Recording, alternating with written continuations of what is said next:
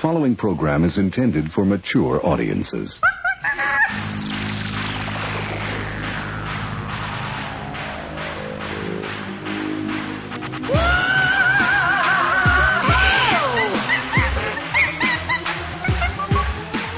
You're listening to Basically a Sports Show. Follow us on Twitter at Basically Sports. Subscribe to our podcast on iTunes. And download every episode and more at basicallyasportshow.com. Now here's your hosts, Zach, Greg, Mike. And you're listening to Basically a Sports Show. Do we want to get the first round of the Glorious Tournament of Victory in the books here? I think we need to, yeah. Yeah, a pretty solid first round.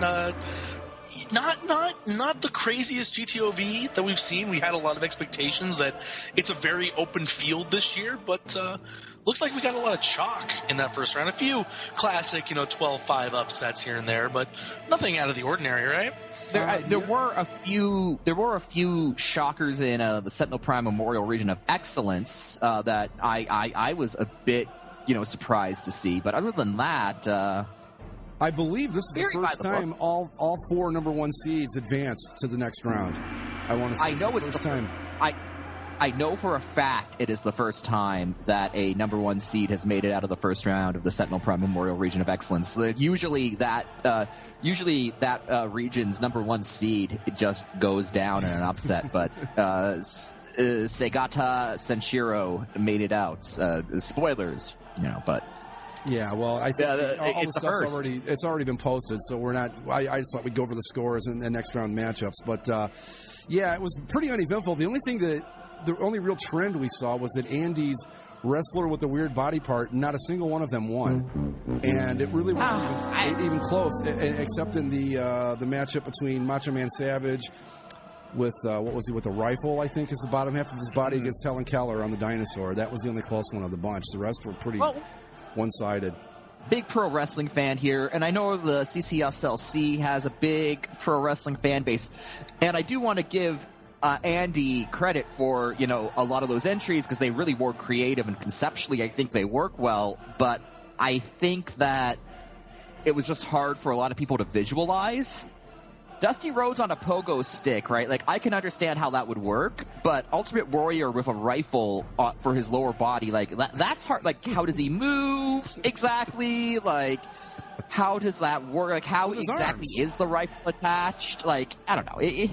Right. Is the rifle vertical? Is it horizontal? How does he load it? Right. There's a lot of questions, but that was the only real trend. Everything else, like Zach said, it pretty much went about like you'd expect. If you guys want to go over the scores really quick, we can go over the first round here and the scores. Let me open it up real quick. Start out in the speaking of the Sentinel Prime Memorial Region of Excellence, that's where we will begin. Woo! The first matchup was Segata Senshiro versus NBC Network primetime star Robosaurus. I was a little surprised by this one. I thought that maybe it would be. I really kind of was looking at the Robosaurus as possibly pulling the upset, but nope. Yeah. Final score, by the way, there were 35 online votes, which is down from last year, so I don't know if this thing's kind of running its course or what, but... It's just the first round. It's got to pick up some steam, give it some more exposure. But the final score in that this is the time of the year, like in the NCAA tournament, some of these NCAA tournament has those games on True TV. Some of these games were on Animal Planet too, right. So it's hard for people to get that on their respective packages. When the highly rated Chimp Conference is getting their games, they're being played at like 10 o'clock at night on Animal Planet too. You know that it's just that kind of year for the tournament, yeah. But I know your region is specifically hosted by the History Channel family of networks, and some of those Chimp games were on History Channel too, which has recently changed its branding, right? So which I'm not happy about, by the way. Yes. But anyway, the final score in that the 116 matchup there is Segata Senshiro with a 19-16 win over NBC Network primetime star Robosaurus. Next matchup in the Sentinel Prime Memorial Region of Excellence, number 8 seed, Courtroom Sketch Tom Brady taking on Arizona Diamondbacks Uniform Gradients. And this one was really close. Tom Brady with the easy win, 22-13, and he moves on into the next round. Too bad the bloody socks couldn't go away just like in real life, but that Courtroom Sketch, he's that waxy that the bloody sock pants just won't stick. They come right off, and moves on right through those awful things. I think there was just so much hatred of those Diamondbacks uniforms that they really had no chance right out of the gate, especially when you consider our core audience. Not much of a chance with that one. And then the 5-12 matchup, Kylo Ren's live journal account taking on the tone deafness emanating from DraftKings and FanDuel. I gotta say, this was a real surprise for me. It was close. It was, yes. It was one of the few one-point matches in the whole tournament. It was close. Wow. But tone deafness emanating from DraftKings and FanDuel with the 1-point win over Kylo Ren's live journal account. 18-17 is the final on that one. Again, that's shocking. I mean, I know it's been a couple months now since The Force Awakens, but it's still very much part of the cultural zeitgeist. And Kylo Ren it's coming out on DVD in a week. We're seeing all those commercials for the deleted scenes. So you'd think that was one. It's still very much in people's minds. Whereas I felt that the DraftKings FanDuel thing, April 5th. Cool. Oh God, I guess it is almost April, isn't it? Yeah. Go ahead. And I had thought that the DraftKings FanDuel thing had kind of died down at this point. So really a late victory there for the single-day fantasy folk. I mean, the best I can the best I can hope for now at this point is that some of the deleted scenes are in fact Kylo Ren posting to his live journal account. We can only hope. The 4-13 matchup: Ted Cruz's hair grease versus the number 13 seed, the Michael Bay Money Train. Another one that I really thought. I'm surprised by the final in this one. I thought it would be closer. I really thought if you had to make a pick, I would have gone with the Michael Bay Money Train. But Ted Cruz's hair grease cruises to, no pun intended, to an easy victory, 21-14 over the Michael Bay Money Train. Well, I think the hair grease got a boost from the recent Ted Cruz controversy, right? I mean, have you guys have heard the mistress allegations as well as the very racist thing he said on Twitter today? We'll see. And the other thing, you got to think, because there's been some questions as to how Ted Cruz could even have 5 different affairs. Exactly. 5 different women found him attractive? No. But maybe that's a boost for the hair grease. Maybe the hair grease is some sort of aphrodisiac and attracts people to it. That maybe in the 2 watches, who knows? But yeah, it's one watch has like a poison in it. I'm sure it's like a poison dart. No. One watch is always set till Alberta time. Right. Of course. The number 6 he needs to know what time it is back home. Right. The number 6 matchup in the Sentinel Prime Memorial Region of Excellence, 6-11 matchup, excuse me. That dreamy look in the eyes of Prime Minister Justin Trudeau versus number 11 seed, and I think a dark horse favorite to win this thing, the anti-Trump American Bald Eagle. And the Bald Eagle rolled to a victory in this one. As much as I kind of enjoy your new Prime Minister up there, Mike, your new loyal leader, but I thought that this was a mix-up of seeding. Trudeau hasn't really had his impact in a worldly sense yet. He may have won over the Canadians, but anti-Trump Bald Eagle was a skyrocket favorite, I think. I think with Trudeau, next year he's probably a better participant than this year. He's still kind of new right now.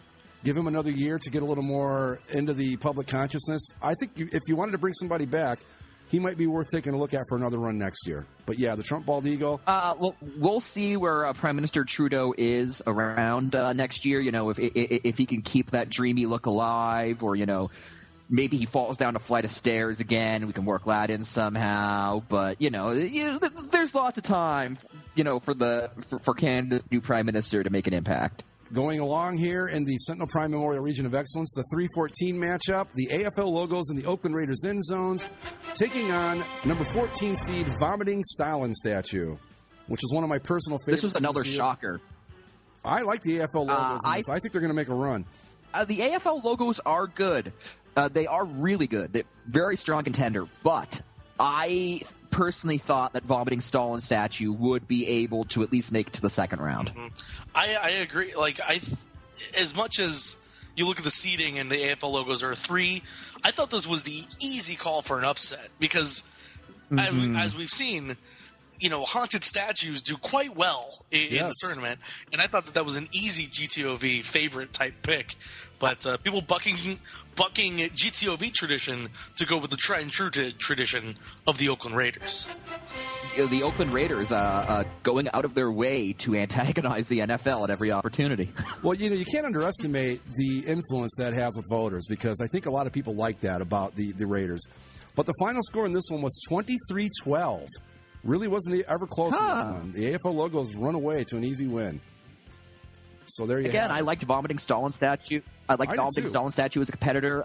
I guess it just couldn't hold a candle to its conference mate, haunted, cursed KFC submerged statue from Japan. Okay, moving on. The number 7 seed, the concentrated stubbornness of Vincent Kennedy McMahon, taking on what I think is the most creepy participant in this year's GTOV, Dutch Mom's creepy life-size puppet of her son. And again, this was a fairly close matchup, but Dutch Mom and the weird puppet rolled to a 2015 victory. Yes, Steve, this is a GTOV result. This is an easy GTOV pick. Like, as much as we have a audience familiar with wrestling and loves wrestling, and as we saw in Andy's bracket, too, the wrestling figures not faring as well in this year's tournament, whereas a traditional, I guess, kind of bass GTOV type staple with the creepy life-size Dutch puppet makes it through. Mm-hmm. Right. Indeed. Not a good year for participants hailing from the Professional Wrestling Conference. I think it was just, at least in Andy's case, I think that had he limited it to 1 or 2 at the most, it might have helped, but I think there was just too many, and that hurt it. And let's see, where are we at here? Oh, and the final matchup in the Sentinel Prime Memorial Region of Excellence, number 2 seed, George Lucas's bitterness over the Force Awakens success, taking on number 15 seed, Roger Goodell, facing down an internal performance review. Another one that wasn't really close, and I'm a little surprised by this because I thought this would be a tight matchup because I thought they were both strong participants, but George Lucas rolls to an easy win, 24-11. We talked about the Force Awakens not carrying Kylo Ren's live journal account. Carry George Lucas in this one, so it's kind of strange when you look up and down the bracket where you see the Force Awakens helping George Lucas, but not Kylo Ren, and you see the GTOV type pick in the Vomiting Stalin statue lose, but another GTOV type pick with the puppet son winning. It's a strange result here, at least through one region. It's really hard to pick out trends after the first round because you really can't tell where this thing's going quite yet. It's been I think the most wide-open tournament we've had of the 4 so far. There's really no clear-cut favorite, although I think that there's one favorite that no one's really talking about that's probably going to at least make the Final Four. I don't know if it'll win the whole thing, but I really like it. But we'll move on real quick to the matchups in the next round in the Sentinel Prime Memorial Region of Excellence. Number 1, Sagata Sinshiro versus number 8, Courtroom Sketch Tom Brady. Number 4 seed, Ted Cruz. Tone deafness of DraftKings. Right. Now, I got it. I had them backwards here. Number 4 seed, Ted Cruz's hair grease takes on number 12 seed, the tone deafness of DraftKings and FanDuel. Number 3 seed, the Raiders AFL logos in the end zone take on number 11 seed, anti-Trump Bald Eagle. That's going to be a hell of a matchup right there. And finally, number 2 seed, the bitterness of George Lucas taking on number 10 seed, the weird Dutch mom puppet. All right, moving along to the GD Batman Memorial Region. I'm not comfortable calling it by its actual name on Easter Sunday, so call me superstitious, call me whatever you want. But sure. Sure. In the first round of the GD Batman Memorial Region, our number 1 seed was New Orleans King Cake Baby. Taking on, and if he sounds like I'm stalling, it's because I am. I'm waiting to get back to the thread so I can get the matchups here. Completely stale loaf of bread. Completely stale loaf of bread, yes. King Cake Baby took it. Took it, yeah. Well, that's surprisingly. Surprisingly, you think so? A little bit, yeah, because I thought the thing was so weird that people just wouldn't like it. But I think it's a tried and true, glorious tournament of victory type pick. I mean, this is true. It's a it's weird creepy mascot. And it's sports weird. Yeah. So I think people can latch on to that, assuming that they know what it is. Well, people certainly latched on. The final score was 28-7. New Orleans King Cake, baby. Oh. Is that the biggest margin? No, the biggest margin is a bit of a surprise, and you're going to be like, wow, really? But yeah, so that was the final in that one. In the next matchup, we had number 8 seed, the Squatty Potty, taking on number 9 seed, the Wrath of a Woman Scorned. And this one was a close one, a barn burner right down to the very end. As an 8-9 should be. As it should be, yes. And the final score, the Wrath of a Woman Scorned, 18, Squatty Potty 17. Mm-hmm. Yeah. So people more afraid of a woman scorned than having the enjoyment of an easy poop. Pretty much. God. Pretty well sums it up. Well, and it'll be interesting because that sets up a second-round matchup of a baby and a angry woman. Oh, that could get really ugly. Yes. Number 5 seed, the cold middle portion of a Hot Pocket, taking on number 12 seed, your mom's Facebook page. Slightly upset for me. As I made the brackets, I thought cold middle portion of a Hot Pocket was a perfect GTOV contestant, but the voters have spurned my ideas. It was pretty close. It wasn't super tight like the matchup prior, but Mom gets the win 2015 over the cold middle portion of a Hot Pocket. I thought the Hot Pocket would have gone further just because I think more people. I think a lot of people know it and can relate to it. Do you guys think? And just for a second here, with a 12-5 matchup, we're so used to those being upset that it's almost ingrained that we vote for the 12, whether we, you know what I mean? Like it's just kind of like a thing where you automatically like lean towards the 12 because it's always a 12-5 upset. Is that a possibility? I mean, I know I do it in the regular in the basketball bracket. Right. Sure. Yeah. Here we go. This was another one that not even close and probably shouldn't have been. Number 4 seed, Oakland Raiders stabbing knife, taking on number 13 seed, Max spinning beach ball. The Oakland Raiders having a strong showing so far. Right. 2-0, the Oakland Raider Conference. And I like this Raider stabbing knife a lot, too. Another dark horse to maybe win this whole thing. Final score, another one that was a blowout. Raiders take it 28-7 over the spinning Mac beach ball. Mm-hmm. Not even close. We left out the second part of the story with the Oakland Raiders stabbing knife with the Patrick Kane victim's dad changing his Facebook picture to an Oakland Raider like sweatshirt with a knife and a bandana or something. Yeah, so a quality contestant, and even though just the 4 seed in my region, as things shake out, I almost like it to be the favorite coming out of the Batman region. That one, and we'll get to the one that I think is the quiet favorite to take the whole thing here in just a minute. Okay. The 6-11 matchup, melting set of jumper cables attached to the wrong posts on a battery, taking on number 11 seed, the Justin Timberlake Jimmy Fallon bromance. Yeah, this kind of went the way I thought. I liked putting the bromance in there, but I didn't think it really had too much shot when it came to tournament time.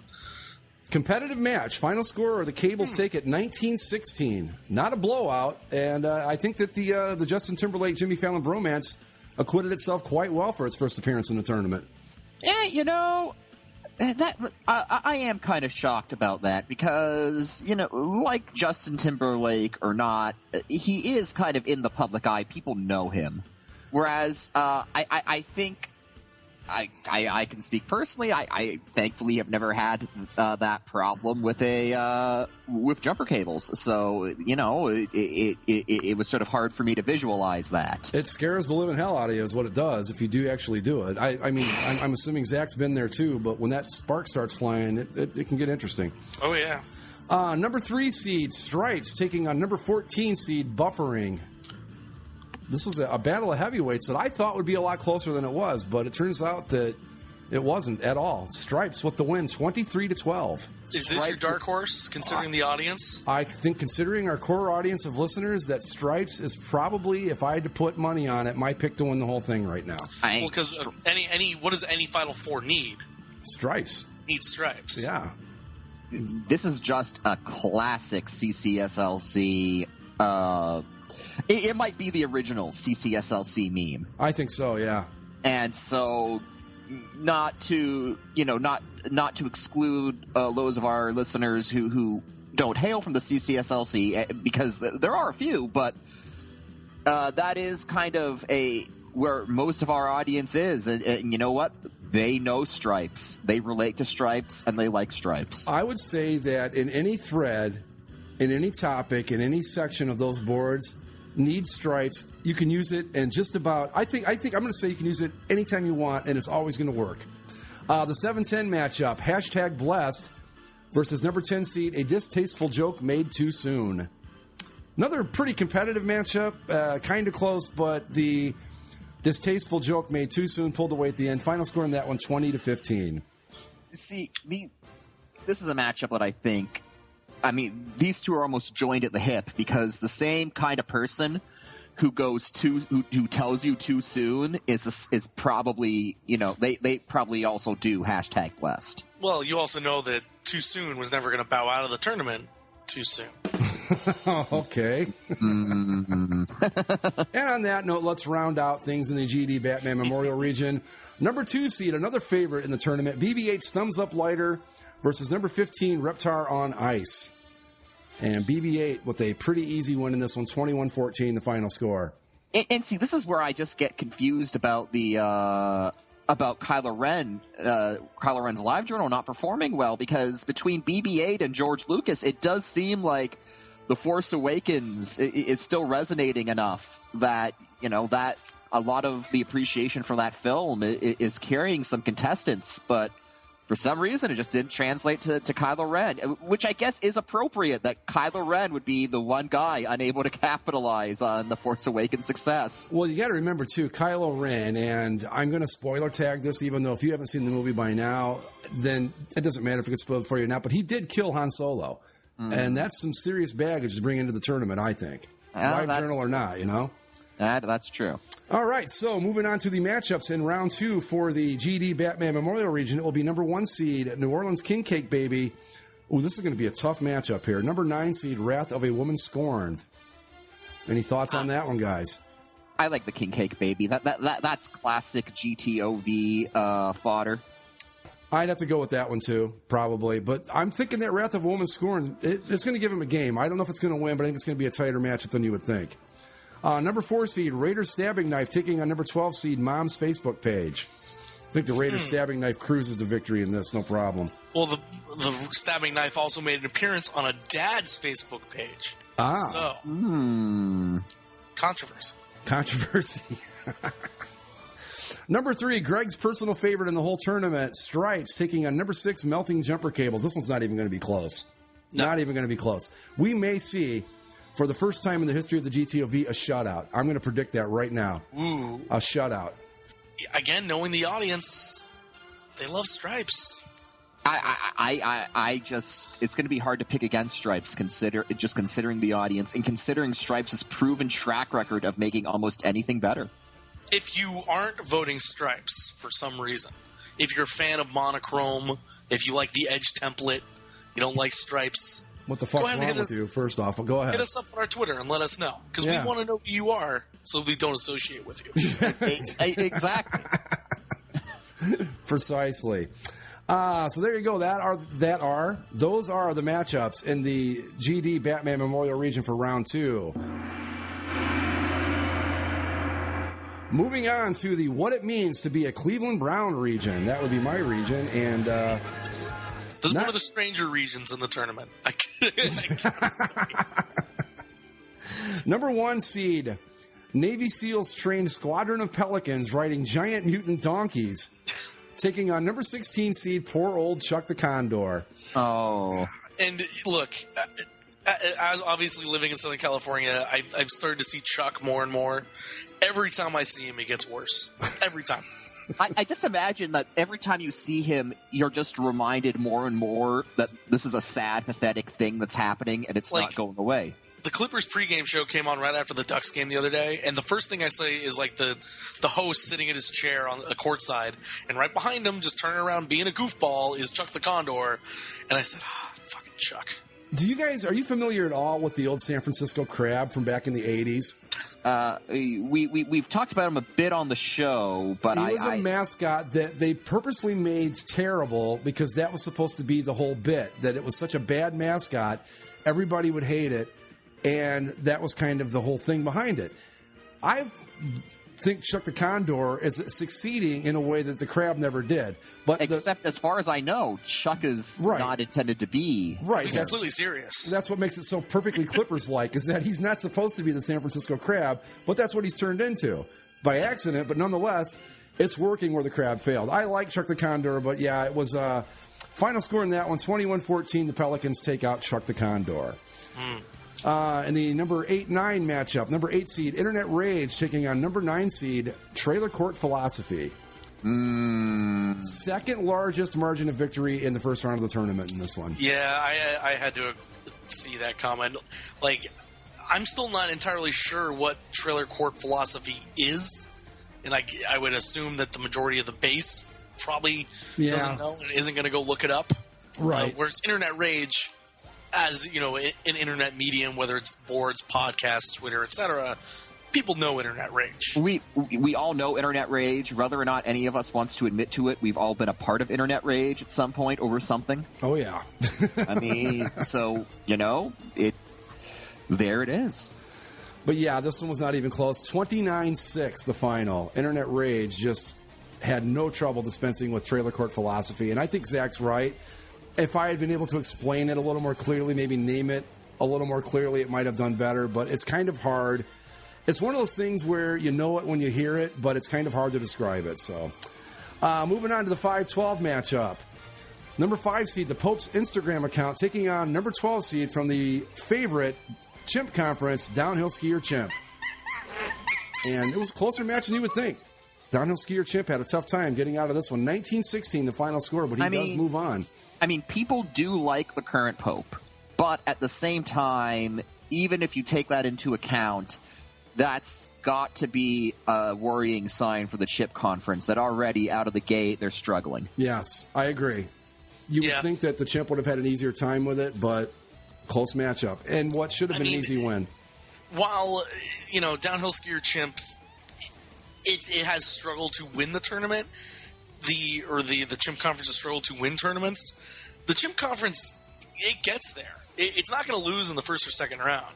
It may not make a Final Four. It may go out in the Elite Eight or the Sweet 16, but it's never an early round exit. It'll win a couple. It'll give you some hope, and then they'll struggle down the stretch. But if it's that hard to get past the Pope's Instagram account for a downhill skier chimp, which is hilarious, it'll be interesting to see how it fares against the winner of the next matchup. Right, which, speaking of that next matchup, number 4 seed, the Potty Putter, taking on number 13 seed, Chief Wahoo's On Mopeds Biker Gang.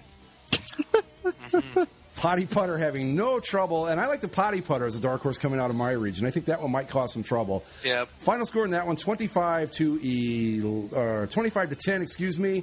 Potty Putter, no trouble putting away the Chief Wahoo's On Mopeds Biker Gang. See, every time I've sat down on the toilet for the past week since this tournament, I've thought about, man, I could use a squatty potty.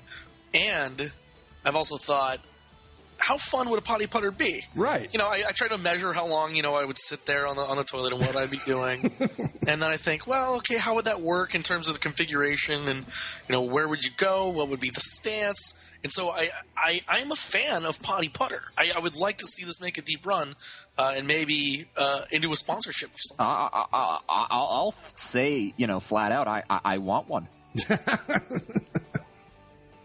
Well, like I said, if I had to pick a dark horse coming out of my bracket, I think this would be the one. Mm-hmm. Next up, and I'm a little disappointed here because I think this was my favorite entry in my bracket, but it lost. Number 6 seed, the Descendants of Mr. Ed roller derby team. Hello, I'm Mr. Ed. Taking on what I knew was going to be a very tough opponent, number 11 seed, Field Canadian Instantly Breath Spray. And the Breath Spray had no trouble putting away the Descendants of Mr. Ed. 22-13 the final in that one. Greg, it might be time to give the TV land a rest. Yeah, I'm thinking you might be right. But come on. The Descendants of Mr. Ed roller derby team. But, that's the way it goes. You can have your favorites. I always like the team from the MAC in the basketball tournament every year. They never get anywhere. So that's the way it goes. Number 3 seed, the Righteous Indignation of Bernie Sanders supporters, taking on number 14 seed, the Ghost of Soccer ref Cesar Flores. Oh. Closer than you might think, this one, actually. Really? From 1916, the final score, the ghost of Cesar Flores moves on. I think the Bernie Sanders supporters fell in the end because a late development in the week, of course, is they might have softened up a bit. They got in touch with nature, with the bird and Bernie. That maybe that softened their views, and they weren't taking this as seriously as they might have. Whereas soccer ref Cesar Flores does not mess around. No, and was going to be there all the way to the end. I almost put Cesar Flores on a horse or something, kind of like, borrowing from Andy's idea. And I thought, no, he's strong enough on his own. He doesn't need a gimmick. He just got to show up and play. And he did a good job. Yeah. You don't need Cesar Flores doesn't need that sort of gimmickry. Yeah, in the Paranormal Conference, a nice showing there by Cesar Flores, his ghost. Number 7 seed, Peyton Manning's forehead, taking on one of the few return participants without being a Final Four participant, NBA Jam Bill Clinton. Forehead, 20. NBA Jam Bill Clinton, 15. Bill Clinton falls to defeat twice now in the first round, I believe. That's a shame, because I do think Bill Clinton, that is a solid competitor, but he just can't seem to get out of the first round. Yeah, exactly. And finally, wrapping up my region, first round matchups, number 2 seed, Chimp Mariachi Band, taking on number 15 seed, the Flintstones theme song, as performed by Metallica. And I thought this would be a lot closer than it was. Chimp Mariachi Band had no trouble with this one. 23-12 was the final. I think you really do underestimate the power of the Chimp Conference, at least early on. People are going to vote for the Chimps at the start of this because they're excited at GTOV time. They love the Chimps. But as the tournament goes on and things wear down, Chimps fall late. But again, they're easy first-round winners, and that's no surprise. Matchups for the next round in the What It Means to Be a Cleveland Brown region. Number 1 seed, Navy SEALs trained Pelicans riding giant mutant donkeys, taking a number 8 seed, Internet Outrage. I think this is where the Pelicans make their exit. I think Internet Outrage, probably the favorite in my bracket, I think. Internet Outrage, I think, has the potential to just steamroll through to at least the Final Four. I agree. As a dark horse, I like the potty putter, but Vegas has Internet Outrage as the favorite in my bracket, and I think rightfully so. Number 4 seed, speaking of the potty putter, will take on number 12 seed, Downhill Skier Chimp. I think this is where the Chimp goes home. Might be the earliest exit for a Chimp Conference participant in GTOV history, I believe.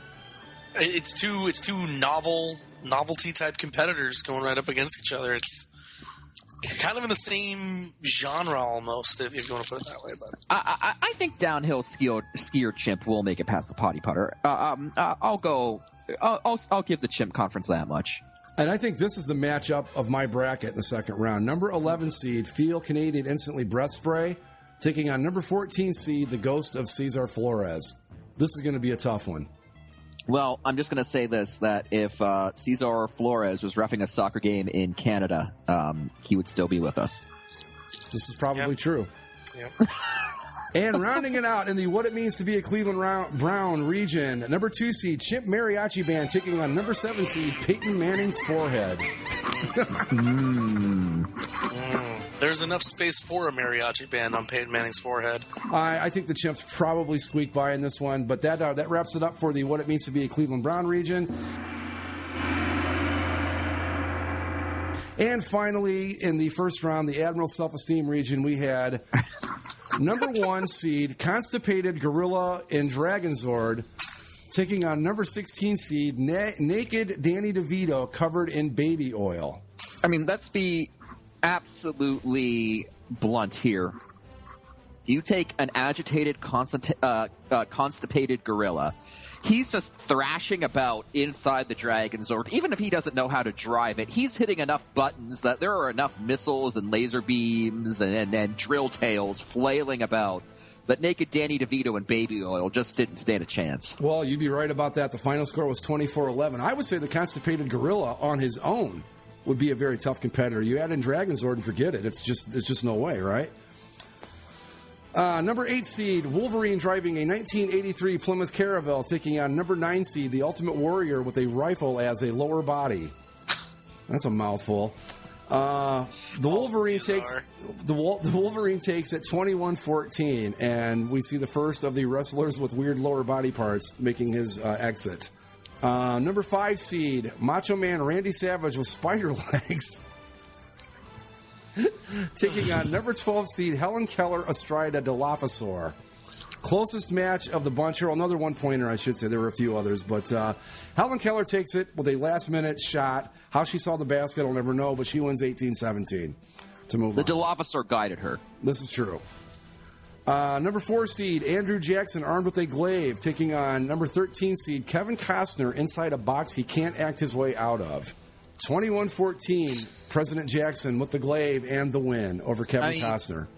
Andrew Jackson, if he was alive, if he were alive today, I have to feel that given all we know about Andrew Jackson, he would have hunted down and murdered Kevin Costner for his abysmal acting on Principal by now.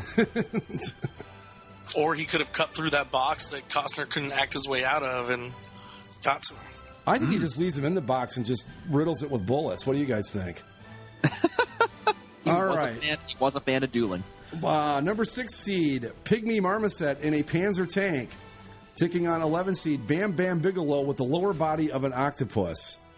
I figured that out of all of the wrestlers with lower body parts, Bam Bam with a lower body of an octopus had the best chance, given, Bam Bam is a big guy, an octopus is still a fearsome sea creature. You got to figure that he would be able to do some damage. But that Panzer tank, it was just too much. Well, the funny thing with this one to me is I thought that of the two wrestlers with weird body parts versus other things, matches we've had so far, I would have picked this one to be the close one and the Helen Keller and Randy Savage matchup to be the blowout. But the Pygmy Marmoset, 21-14, easy win over Bam Bam Bigelow with the lower body of an octopus, which I thought was a little surprising, yeah. Yeah, that is shocking. Number 3 seed, Komodo. I'm assuming this is a Komodo lizard or dragon or whatever they're called? Yes, Komodo dragon. A Komodo dragon driving the Batman tumbler, taking on number 14 seed, Drunken Kid Rock, floating down a river on a tube. Closer than you might think, this one, but the final score, 21-14, the Komodo dragon driving the Batman tumbler takes out Kid Rock on his river tube. That makes sense. Just a reminder from Batman Begins, Lucius Fox explained that the tumbler was originally developed for the United States military as a all-terrain vehicle to lay down bridges over rivers. So, that tumbler could have just hopped the river, dropped some wiring or some scaffolding for a bridge and just dropped it right on Kid Rock as he lazily, drunkenly floated down on a tube. Yeah, I don't think that the Batman tumbler with the Komodo dragon even behind the wheel would have had any trouble with this one. Mm-hmm. We're going to skip one here because the 7-10 matchup has a little bit of significance. So, number 2, John Matrix from Commando taking on number 15 seed, Wild Bill Hickok armed with a T-shirt cannon. Another close match, but Wild Bill Hickok armed with a T-shirt cannon takes out John Matrix from Commando 18-17. I've got a feeling about Wild Bill with that T-shirt cannon. He's not going to be an easy out for anyone. Do you think he might? Now, I'm not going to say he's nearly as powerful as Teddy Roosevelt astride a flying war orca, but kind of the similar principle where he's going to kind of build momentum as he goes here, you think? Maybe? I think so. It wouldn't shock me to see him at least reach the Final Four. And finally, the 7-10 matchup, Vice President Joe Biden with knife hands taking on number 10 seed Dusty Rhodes with a pogo stick as his lower body. The biggest blowout in the tournament in this one. The Vice President with knife hands, 31-4 over Dusty Rhodes with the pogo stick as a lower body. Wow. Yeah, which makes me think that Vice President Biden with knife hands might be another dark horse in this thing. He could make a run. I refuse to believe that many people are excited about Joe Biden over anything. Well, I would agree, but you add the knife hands in there and it makes it a whole different animal, I don't know if Joe Biden's that excited about anything. And rounding out our glorious tournament of victory coverage for this week, in the Admiral Self-Esteem region in the next round, number 1 seed, Constipated Gorilla in a Dragonzord takes on number 8 seed, the Wolverine driving a 1983 Plymouth Caravelle. Number 4 seed, Andrew Jackson with a glaive takes on number 12 seed, Helen Keller riding a Dilophosaur. Number 3 seed, Komodo Dragon driving the Batman tumbler takes on number 6 seed, Pygmy Marmoset in a Panzer tank. And rounding it out, blowout winner Joe Biden with knife hand 6 on number 15 seed, Wild Bill Hickok armed with a T-shirt cannon. And that is your first round of the glorious Tournament of Victory.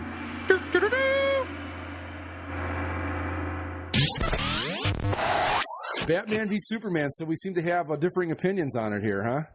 Yeah, I just want to let people know ahead of time that we're going to go into spoilers. So if you don't want to know something, don't listen to this part of the podcast. Although, to be fair, the trailers pretty much spoiled everything. So yeah, if anybody has seen that one trailer, like the second trailer, I think it is, yeah, you basically cover all the plot points, and maybe they leave out a couple things here and there. But if you use your brain a little bit and you know what's going on, then you can probably infer what is going to happen. But from here on out, spoilers about this discussion: Batman vs Superman: Dawn of Justice: Death of Superman. Really? Did they do the Doomsday thing? The dark. They did. Because Doomsday's in the trailer, and they did the goddamn Doomsday thing. I just want to say, by the way, just made me think of Max Landis for like the entire time. I just kept thinking of his Death of Superman short that he did. I just want to say that I didn't have high hopes for this movie coming out, so I'm not surprised that it's not getting great reviews. So anyway, Zach, you don't like it. Mike, you did like it. Go ahead. Yes. I will ask questions as I feel they're pertinent if they come up here. The majority of the movie, there are parts to like, but it's a muddled mess. It is all over the place. Non sequiturs and dream sequences and hallucinations and like weird shit through the first 2/3 of it. There's a political investigation going on at some point.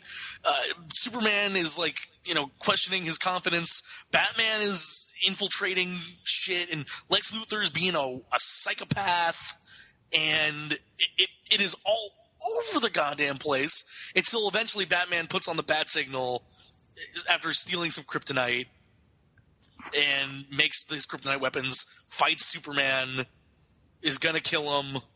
Then Superman's like, Martha, and then Batman's like, wait, that's my mom's name. How do you know this? See, I read that. My mom too. I saw that. I thought, seriously, that is what made them decide to work together. Was that really? Yeah. See, here's the thing, though. I can actually buy that because Batman doesn't have the most. Yeah. Batman doesn't exactly have a. Batman has not dealt with the death of his parents in the most healthy way. Well, no.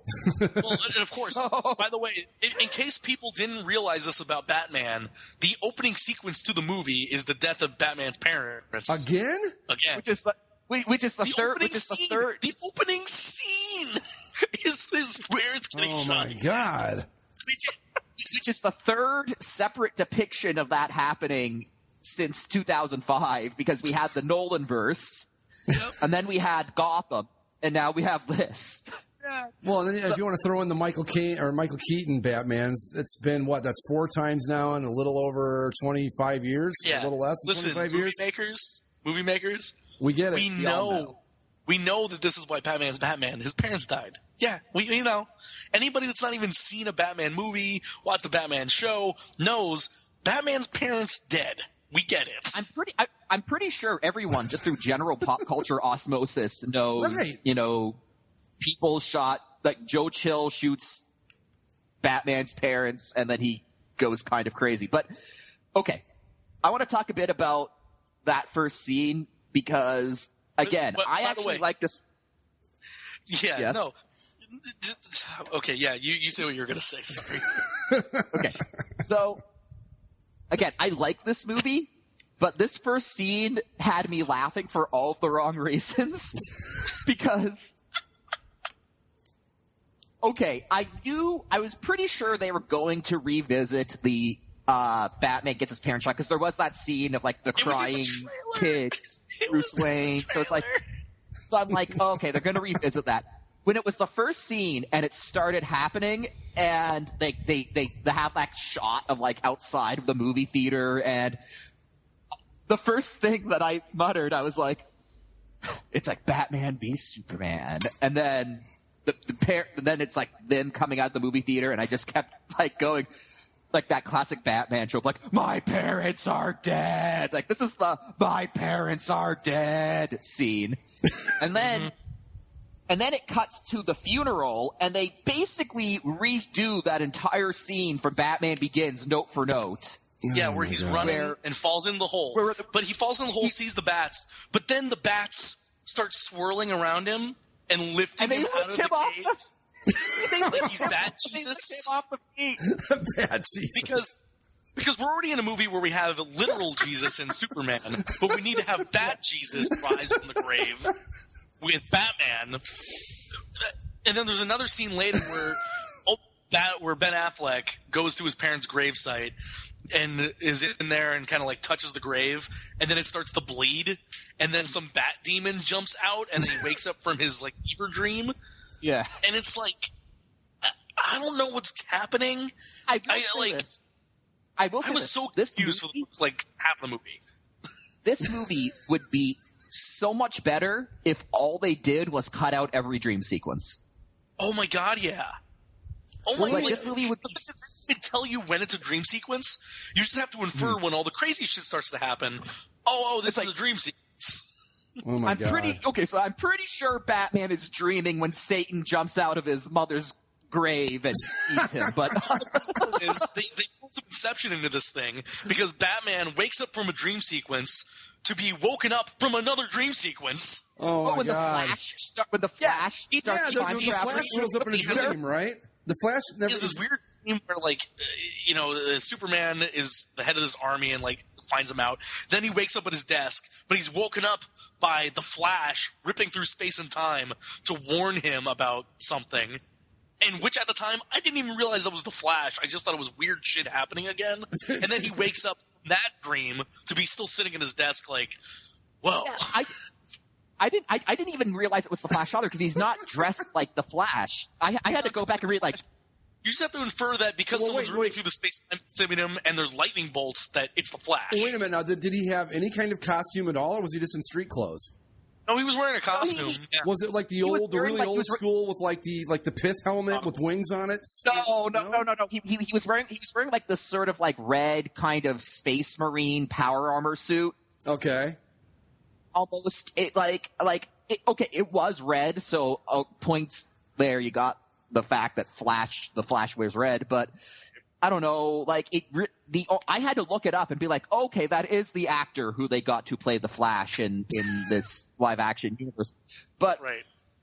I'm gonna.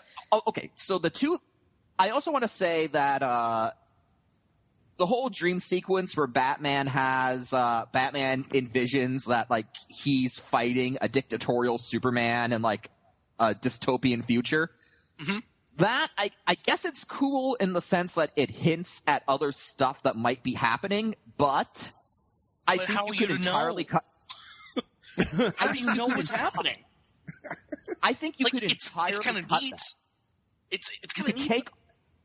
Right. You could take that completely out of the movie, and the movie would be better. You could literally. You can take all those dream sequences out because they don't relate to anything. No. Batman doesn't He doesn't go like, Alfred, I had the dream again. It's just it's there. It's a thing that you just have to accept happened, and he thought that a bat demon came out of his mother's grave. Yeah. Why? I don't know. Okay. I am now going to get to the point now where I'm actually going to defend this movie because I don't disagree with any of those criticisms. In fact, if someone had just cut out all the dream sequences, better movie. I'd even say cut out all the shit where Batman looks at all of the, teaser trailers for future DC movies. God. Yeah, no, that's great. Yeah, Batman, he steals some information from Lex Luthor because he's trying to find out where these like illegal shipments are coming in through the port. And in the depths of those files, he finds information dump for Justice League movie 2018. Oh, where, that's good. By the way, Lex Luthor's corporation has also designed logos. I like that. I like that. Like with Lex Luthor, like when he was putting this file together, where he's like, you know what, this underwater dude needs a logo. This underwater dude. what should we call this underwater guy? Aquaman. So we'll have a stylized A. This crazy woman that's been alive forever and has superpowers. She's quite wonderful. Let's call her Wonder Woman and give her a double W logo. Wait. Did this really happen in the movie? Yes. All this happens. Oh my God. And then they show like security cam footage of the Flash, but he's really fast. What else is fast? Lightning bolts. Instead of just naming the file like Diana Prince or Barry Allen or does Aquaman have a real name? I don't know. Well, he does, Aquaman, but I can't remember it. It's like Arthur isn't Curry. His first name Arthur? I was going to say, is his first name Arthur? It's Arthur Curry, except that's not his real name. That's just sort of his real name is basically like he's like the king of Atlantis. Yeah, like son of Neptune or whatever. Like, right. Yeah, that's like what it is. Like Arthur Curry is just the name when he's like bullshitting around on Earth. Instead of naming the files like actual humans would, he makes these Apple icon logos for Wonder Woman, Cyborg, Flash, and Aquaman, and then emails them to him. And she then reads that email. She scrolls through it. Luckily, she doesn't scroll down to the bottom and just reads it all at once. She scrolls through it line by line so we can read it with her. For dramatic purposes, where it's like, this photo doesn't belong to you. It is you. What are you? And it's a picture from – it's like basically a screenshot from what her movie's going to be because Chris Pine's in the picture. In terms of – the characters and the acting, I don't think there's a single weak link acting wise. You like Jesse Eisenberg? I liked Eisenberg as Luthor.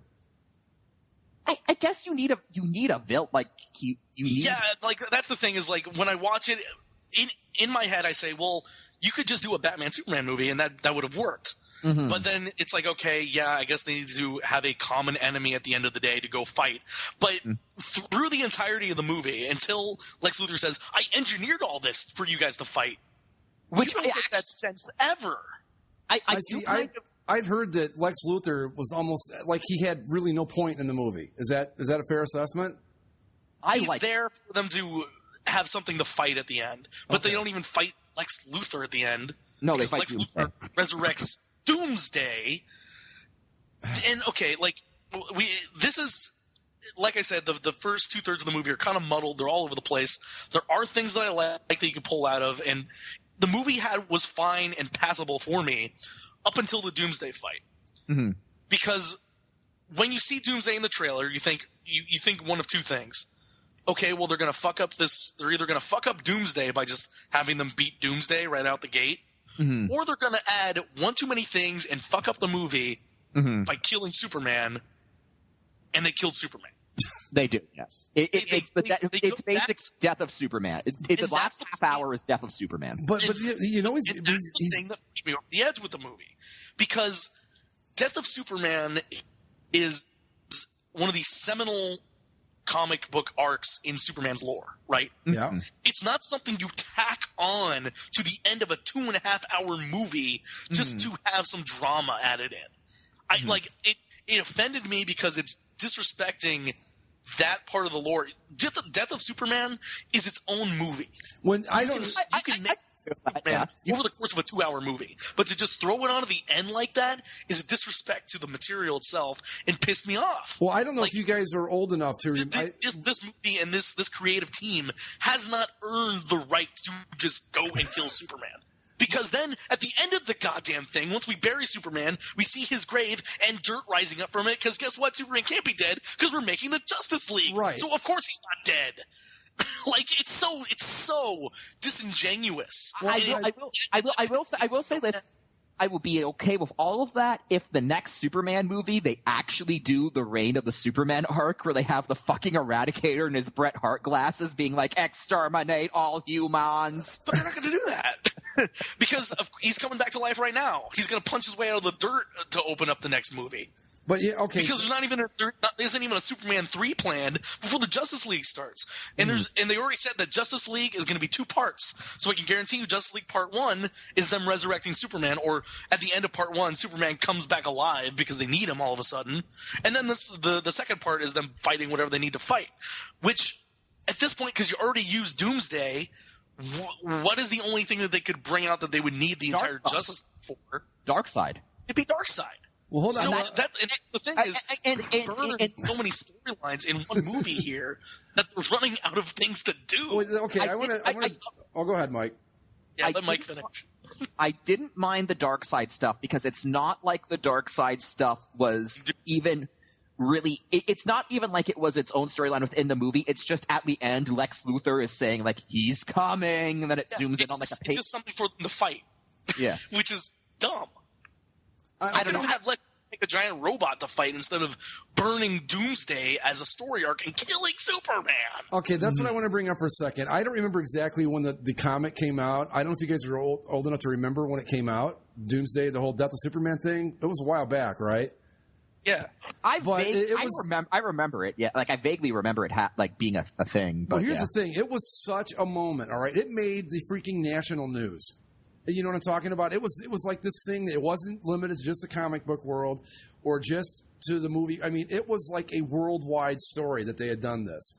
And for Zach, just like what he's saying, it's just ridiculous for them to throw that iconic moment in the arc of this character at the end of what sounds like a pretty shitty movie to begin with. It just seems ridiculous to me because it was such a big deal at the time that's not something that you just tack on. I agree with them completely. I haven't even seen the That's movie. That's my thing. You're 2 hours and 10 minutes or so into this movie already, and you just throw it on. Like, you could have had them beat Doomsday or not use Doomsday, use something else to just defeat. Like Lex Luthor's mech suit? Yeah, sure. Great. That works for me. Because then you'd have like a reason to actually fight Lex Luthor rather than he's some scheming Machiavellian behind the scenes dude that's somehow orchestrating all this when you don't get that sense up until the point where he's not at the thing and the suicide bomber goes off. Then you can say, okay, well, obviously he's planning this. But why? Well, I just don't understand his motivation. Okay, I'm going to go to bat. I'm going to go to bat for this movie because, yes, I agree with the sentiment that, one, it's a waste of Doomsday and it's a waste of the Death of Superman storyline, and two, it probably isn't the best bet to, just use that storyline to tack on to the end of a movie that so far has had nothing to do with the Death of Superman story. But as a whole, I'm going to say, one, I didn't mind the whole Lex Luthor is engineering this whole thing because, to be perfectly frank, it makes sense that Lex Luthor would figure out that Clark Kent is Superman and that Bruce Wayne is Batman. It makes sense that anybody would find out. It would make sense that anybody could find out Clark Kent's Superman. I mean, Lois Lane figured it out. Lois Lane figured it out in Man of Steel. So, I mean, there's that. Yeah. And really, Vigilante in Gotham, who obviously has a lot of, finances. I know, what's this?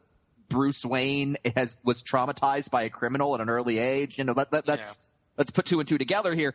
So I didn't mind that, Luthor knew who everyone was and was kind of able to manipulate them to his own ends.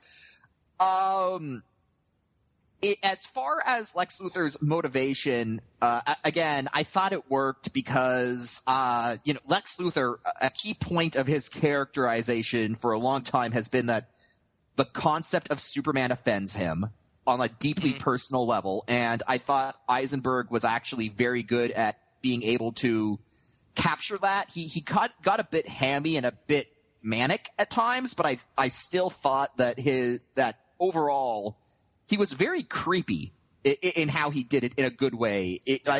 I enjoyed it. And I guess it comes back down to acting. I say this as a big fan of Christian Bale. I think Ben Affleck did a great job as Batman. Oh, yeah, I did too. I think that this is one of the better Batmans we've seen. I think he did a good job. The only problem I have with Batman is the killing part.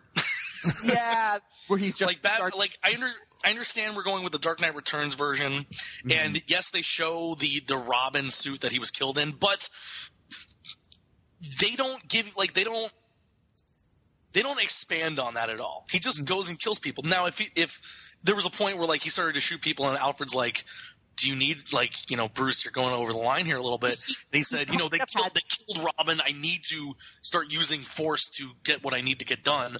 Then yeah, sure. But there was a bit of that. There was a bit of that when Alfred pulls up the newspaper of the criminal that he branded.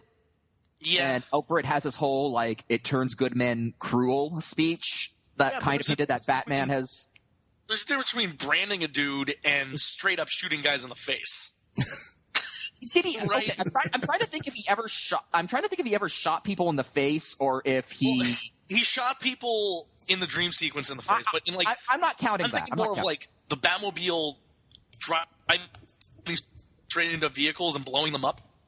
And I'm supposed to think, oh well, it caught a spark. He didn't actually kill him. Like, yeah, of course he was killing people. Mm-hmm. Like, well, wait, but I want to back up. So the Robin suit just makes an appearance, and that's it. They show it, and then on it, it's spray painted with "ha ha ha" jokes on you, Batman, to infer that the Joker killed Robin at some point. That basically the death in the family storyline happened as part of Batman's backstory. I want to stop and ask a question here, though. Okay, so you're going to throw in a reference like that most people probably, I mean, your average moviegoer is probably going to go, I don't get it, but yet you've got to explain his parents dying again at the beginning of the movie. I mean, does that just strike anybody as odd? That, like, we had to get the origin story again, but we throw a Robin reference in there that you really kind of have to know your shit to understand? Exactly. Well, and see, I saw this with my girlfriend, who is more of a Marvel person than a DC person, so she's she doesn't really have the backstory of a lot of these things. So after the movie, when I was kind of venting to her about it, she was like, oh, that was that? I didn't even realize. So she kind of learned some things basically through me having to explain it to her afterwards. But unless you're a DC person, you don't really understand some of the references they throw in here and there. And if you're a regular Joe and you're supposed to just accept, or you're supposed to know that Robin got killed at some point, or that the Dark Knight Returns Batman kills people, like, I don't know. I don't know if you can accept some of those things. That's what I'm saying, though. I mean, you got to do the origin story. Well, now, again, those are probably just like little Easter eggs for fans and all that. I get that, but still. Sure. Well, but they are introducing the Joker of this universe in Suicide Squad. I have to imagine that they're going to expand on the death of Robin at some point in a future movie. They have to. Yeah. Because and for that to just be a reference, that is also such a landmark thing in Batman's canon that's important. Well, it's central to this. It's central to this movie's characterization of Batman. Batman in this movie is basically Batman's always been a bit unstable, but this Batman is cynical, kind of bordering on the edge of complete breakdown, and that's completely fine. Like, that's completely fitting. Sure. Right.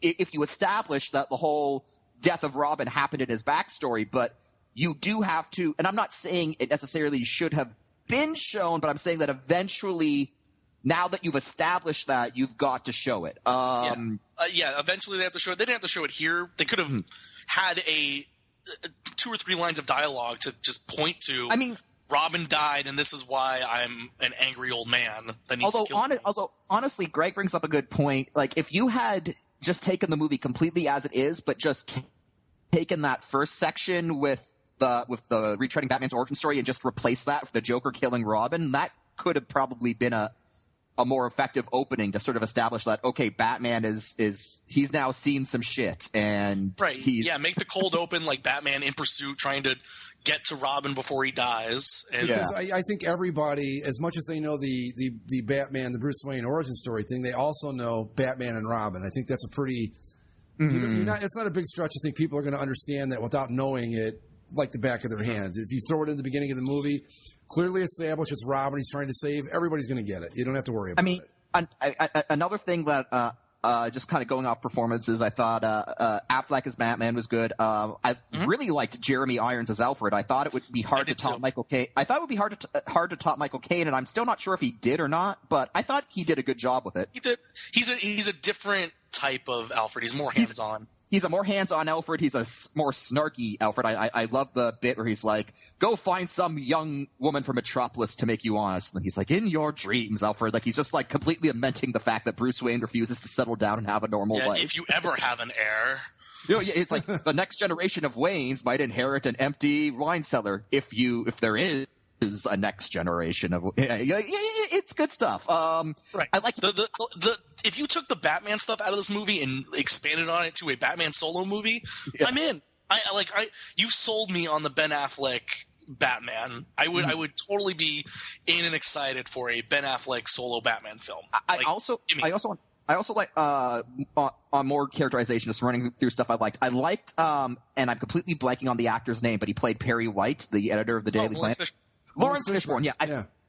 Although I had some issues with the newspaper scenes, only because like the editor of the paper doesn't walk in like, Clark, you're on sports today.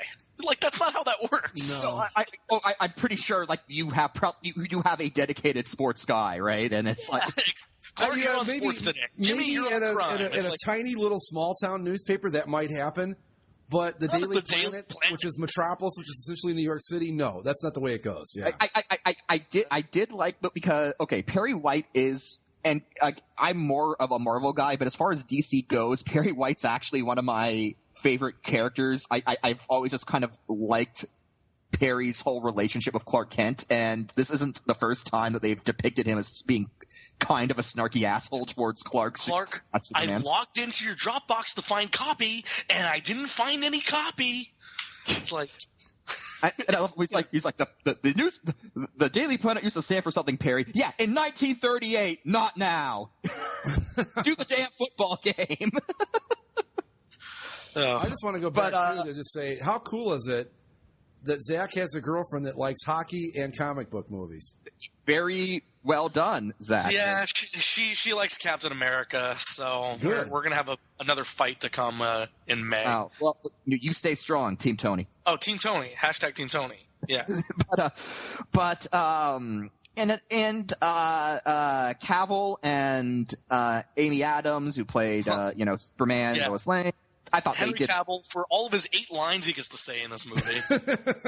For being a Superman movie, there wasn't a whole lot of Superman until he needs to punch stuff. Although you know what? It was very limited, but from what I saw from Cavill, like, he really did seem like he was doing a good job of sort of like the goody two-shoes, like Boy Scout. That's what I mean. No, he only had 8 lines. He had plenty of time to practice. I would have liked to have more of Superman in the Superman movie. But, So, like, there was more analysis. Batman in this movie than Superman. But 1 to 10, Zach, give it a score. Well, the last thing I wanted to point out, too, just because it was funny, just as, like, because they're building off the Man of Steel world, it was hilarious the amount of times they went to the length to say, we're not killing people in this one. We're not killing innocent civilians. When they're about to start the final battle with Doomsday, you hear a news report, oh, well, it's a good thing that it's after 5 p.m. and most of the downtown center has gone home from work today. And then, like, at one point, Doomsday and Superman go up in the sky, and the president launches nukes at them, by the way. Doomsday falls back to Earth, and he hits this island. Like, oh, sir, he landed on Stryker Island. It's uninhabited. Yeah, they were. And then Wonder Woman comes in, and it's like, Batman, why did you lead Doomsday away, over here from the city? Because there's less people here. Oh, yeah. People over here. It's like, they really, all right, that whole, you're not killing innocent civilians. That whole final stuff in the Man of Steel really stuck with them, I guess, huh? Yeah, I do. Speaking of Man of Steel, I want to add one more final thing before I kind of give my final thoughts on the movie. I did really, really like what I guess is the second scene in the movie after the Batman origin stuff. I thought Bruce Wayne trying to navigate through Metropolis during the final battle of Man of Steel was really well done. Right. No, and like I said, there are plenty of things in the first, 2/3 of this movie that you can pull threads on, and you could have done really well with stringing together a good movie. Just, it's kind of all over the place to start, and then the ending, like I said on my little thing on the boards, the moment that they killed Superman, I've never been this angry in a movie. Yeah, like it made me visibly, like, very, very visibly angry.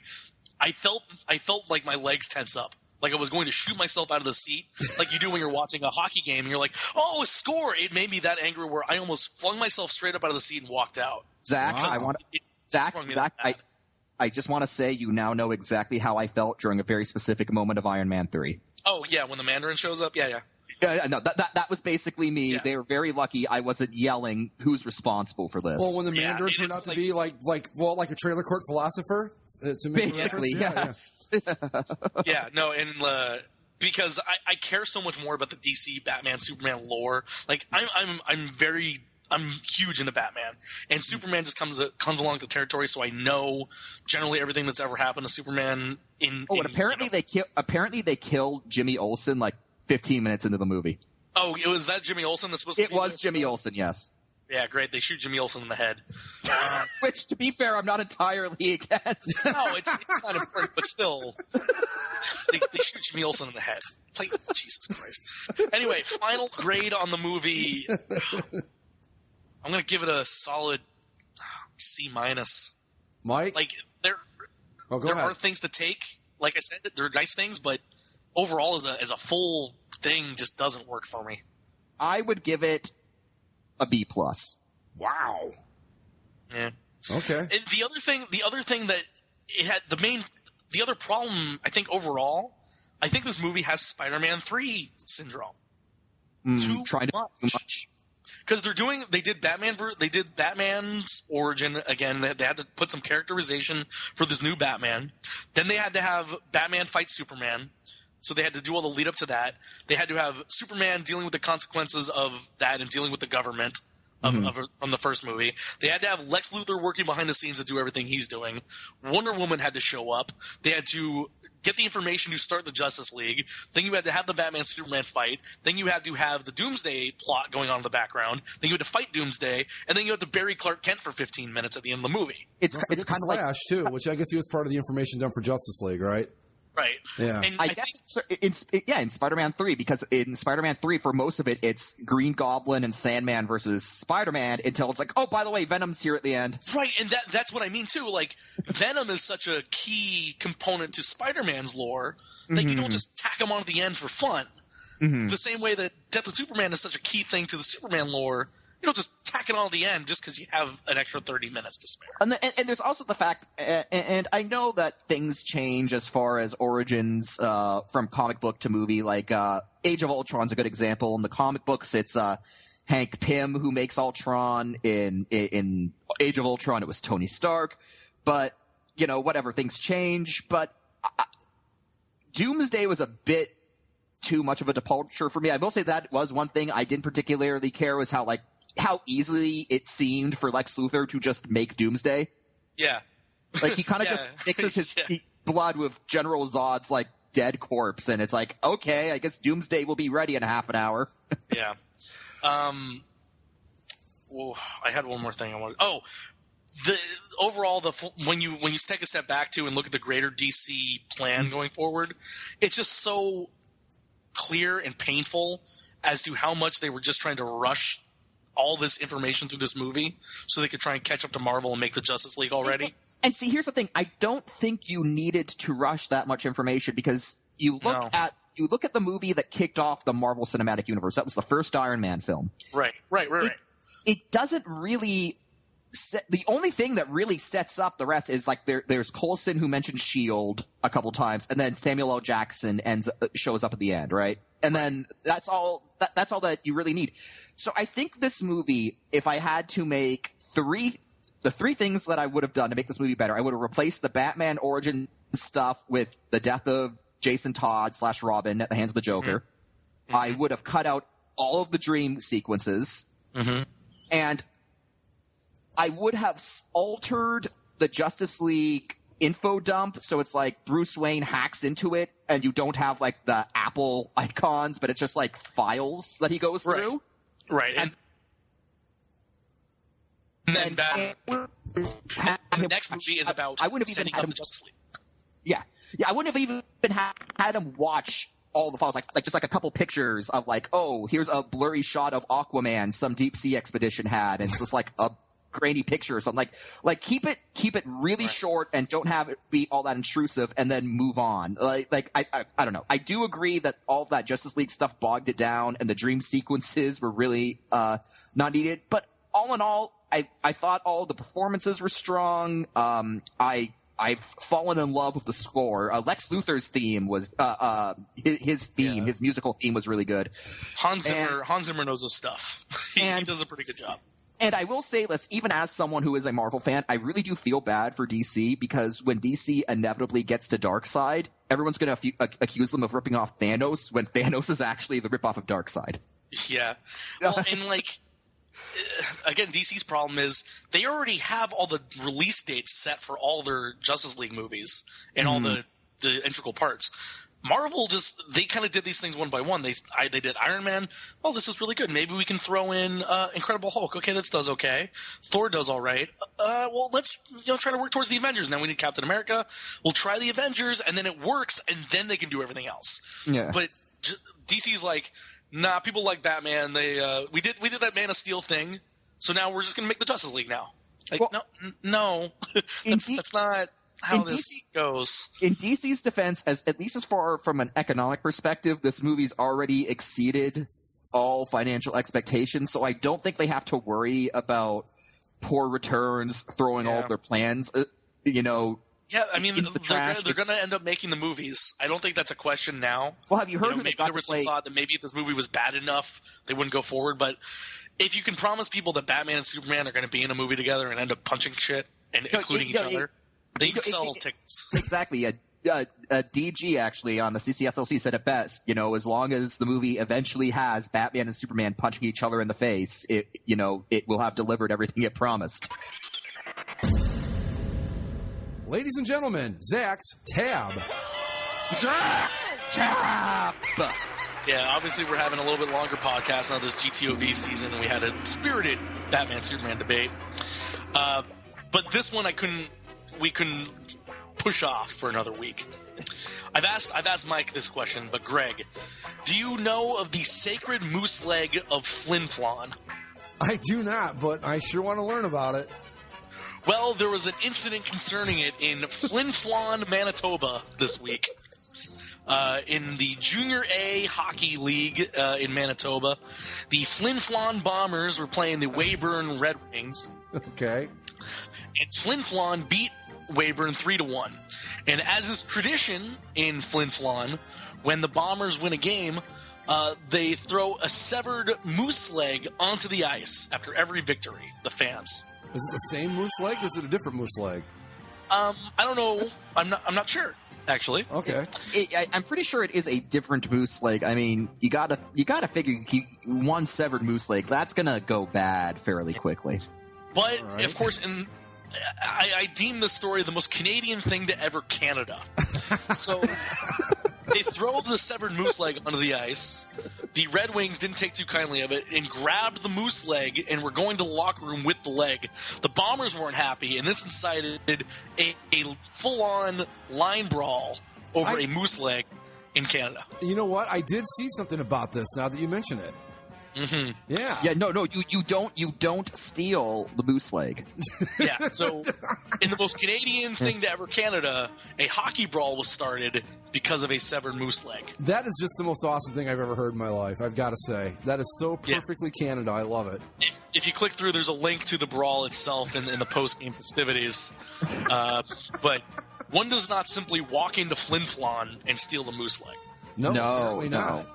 That's some serious shit, man. Yeah. It's a Donnybrook on the ice in where? Flim Flam? Flin Flon, Manitoba. Just so people know, even though we're currently in the midst of a GTOV, 2017 GTOV favorite, the Sacred Moose Leg of Flin Flon. If somebody doesn't write that down and make sure that thing makes the tournament next year, we should just quit doing the tournament. Oh, I've already written it down. That is hysterical. But a couple guys took some pretty serious hits there. Wow. Fun fact about Flin Flon, Manitoba. It is named after the fictional character Josiah Flinataberty Flonatan. Flin Flon fun facts. That is a better name than that. Who was the Roman guy you brought up in one of the threads? It was like his name was like. I can't remember. I said it was the greatest Flavius Tactus or something. Yeah, right, yeah. The Roman historian who mentioned on. Jesus. You need to see the city flag of Flin Flon. It's amazing. It has a maple leaf and the words Flin Flon on it. Oh, that's great. So again, a Canadian flag for a Canadian town. Oh yeah, and it's pretty far north. I do not blame them for. Yeah, here's a link to a map of where Flin Flon would be located. Ooh, it's up there. Wow, that you're right. That is like just the what did you call it? again? Oh, it doesn't have it on the image. It's up north of those big lakes there. Wow. Over a moose leg. Yeah. Hey, no. They take the Bombers seriously, man. I guess so, yeah, and especially that damn moose leg. I'm still curious if it's now. Is it a real? I mean, because I know in Detroit they do the octopus thing, and those are like real. But I'm just thinking a moose leg would be harder to find, I should say. But then again, I have to imagine not too hard in northern Manitoba. Yeah, I was just going to say, but then again, I got to remember where we're talking about here. Yeah. Here's an image of the statue of Josiah Flintabity Flanagan. Flintabity Flanagan. The town's namesake.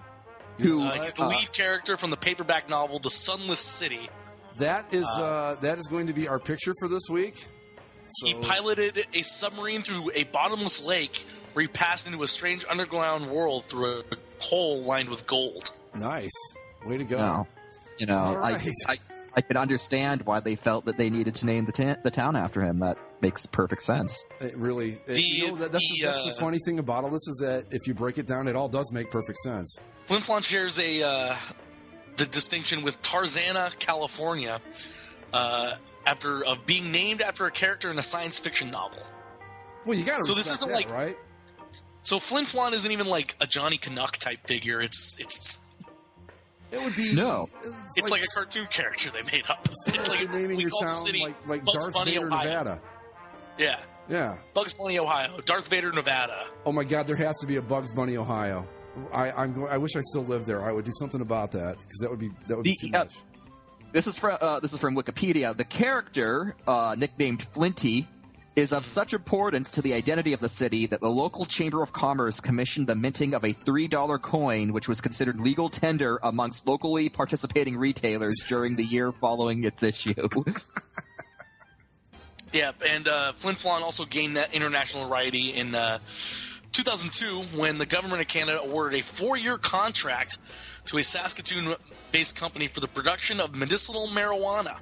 You throw in the medicinal marijuana and that they manufacture it there, and all of a sudden the moose leg and all the other stuff starts making a whole lot more sense, don't you think? Mm-hmm. All right. What should we name our town, man? I read this really good book. It's about a midget who drove a submarine to gold. Flin Flon, Manitoba. And on that note, we're going to call it a night because you really can't go anywhere from there, right? Okay, anyway, new GTOV brackets and all that voting stuff will be posted, by the time you hear this. Follow us on Twitter at Basically Sports. Listen to this episode and all the other ones at basicallyasportshow.com. You can find us on Stitcher, iTunes, Spreaker, the YouTubes, and Facebook. One more Flin Flon thing. Out of curiosity, I clicked a link to the city's link, link to the city's website, cityofFlinFlon.ca. Okay. I get the message, monthly traffic exceeded. The site is disabled because the monthly traffic limit has been reached. I guarantee this moose leg incident just drove up the traffic to the city of Flin Flon. And they were just not prepared for the tens of people who were visiting their website. So we only expect, because, we only have so many people that have internet access in our town, that we only expect maybe about 200 visits a month. But we exceeded the limit. There's no more internet in the city of Flin Flon. So let's worry about that. Need to buy more internet. Hey, Gord, can we get more bandwidth next month? I don't know, Cam. We've exceeded the bandwidth for this month, and I just don't see it in the budget to buy more bandwidth. Do we have any more Flinties? Oh, I don't know. Yeah, plenty of loonies and toonies, but I don't know if we have any Flinties left. Oh, no. All right, folks. That's it. Have a Flin Flonny night. We'll see you next time.